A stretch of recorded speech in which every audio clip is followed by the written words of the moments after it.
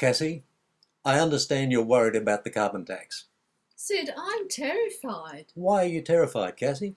I just lost my job, and if I can't get another job, I won't be able to pay my bills. I face losing my car, house, everything. Sid, I've seen a video on YouTube which says the Queen can stop the carbon tax. Is that right? Yes, it is, Cassie. Our Constitution, Section 59, gives her the power to stop the carbon tax, but the Queen would need to know that's what the voters want. But surely she knows we didn't vote for it and don't want it. So why can't the Queen stop it now? Well, Cassie, the Queen normally takes advice from the PM and ministers of the government, but obviously she can't because they, the Greens and Independents, passed the carbon tax legislation.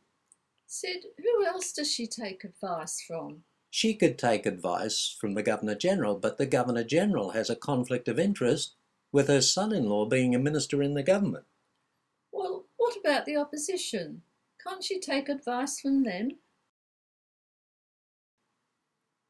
Well, I understand the Queen doesn't take advice from the opposition, Cassie. She really has a duty to take advice from the people who were promised that there will be no carbon tax. The promise was broken and legislation was passed against the authority and will of the people. Sid, what does that mean? How could they do this? You should have been taught this at school and university, Cassie. Basically, we have a representative democracy where members of Parliament are supposed to be our servants. They sit in the House of Representatives on our behalf to legislate the mandates or will of the voters. Once elected, the members can't change their mind and legislate without a mandate from the voters. Sid, I don't know anyone who voted for a carbon tax. So what's going on in the Parliament? Cassie, 96% of the members of Parliament before the last election either promised, pledged or said no carbon tax. They said it to all voters. The passing of the legislation means all votes at the last election count for nothing. Well, what's the point of voting if this can happen in the Parliament? That's a very good question, Cassie. The result of the last election is called a hung Parliament, where the same number of members were elected from the Labor Party as from the coalition parties. The PM and Labor were not elected into government. They formed a government by securing the votes of the Greens and Independents in exchange for promised legislation. There is no mandate from the voters for this legislation. This is not the voters' representative democracy under our Constitution. This is the disempowerment of our democracy, all for the benefit of self-invested interests of a minority of MPs.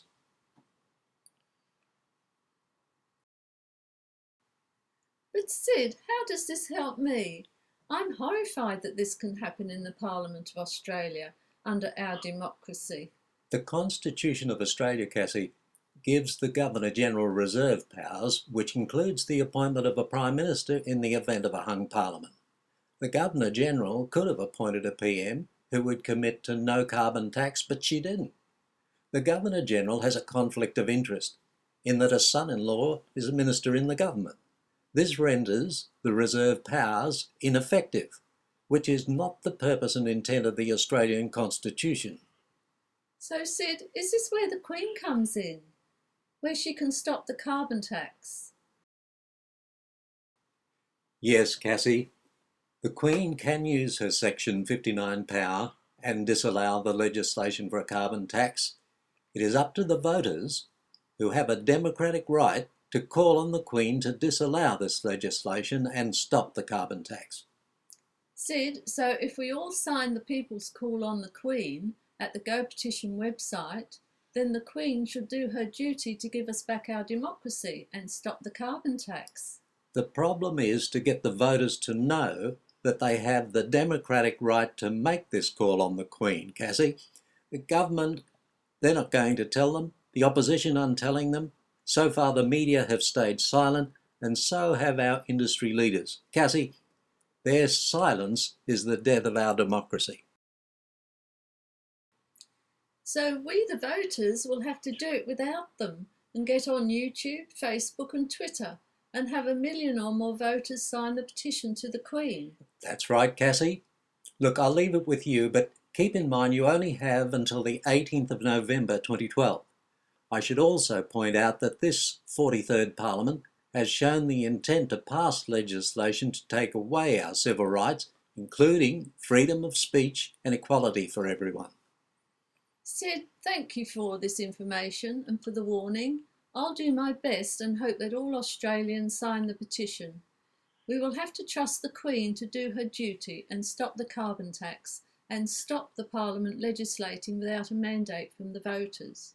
Where there's no mandate from the voters, there should be no legislation by the Parliament. Cassie, thanks for your call. And by the way, I hope you find a job soon. Just sign the petition. It's not too late. You can trust the Queen as our head of state. Just sign the petition. It's not too late. Just sign the petition.